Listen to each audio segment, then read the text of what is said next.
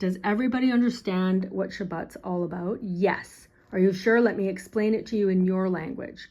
Let me explain it to you somehow that your mind will understand the importance of keeping Shabbat for all of the Jews. In order that we will look at our reality and all of the events that are happening, like the increase in anti-Semitism,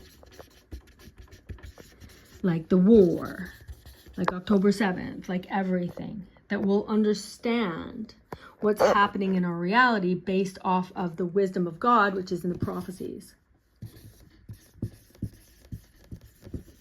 Which is why we need to learn them and understand them as best that we can. So one thing that we can practice is making for ourselves a conscious benchmark of things that we know. For example, we know that honey is only 1/60th of the manna. Why would we have to recall the manna every single day? That one of the 10 things that Jews say every day, so that we can practice that. We can practice when we're enjoying our cake and we're enjoying it on a day that's not Shabbat, okay?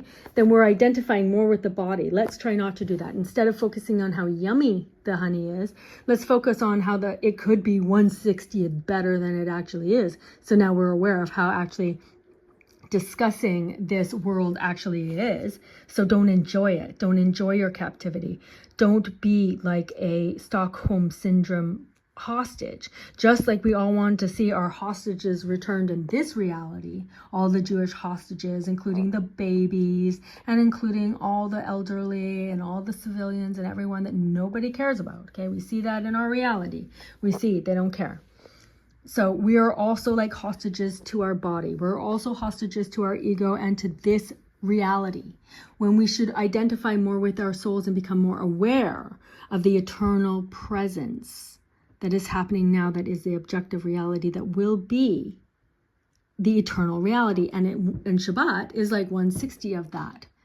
So that's how we have to start becoming aware. We have to practice. Awareness isn't going to just slap us over the head and we're not going to slip and fall in awareness. We have to become conscious. We have to practice. We have to use tools. We have to follow very specific ways to live our life, so that our souls will have some sort of spiritual receptivity to the wisdom of God. Because when we do not do this, our souls become damaged. And then to the point where we could hate the Torah. We could hate the truth. We are so much identified with the animalistic part of us that we now hate the Torah. That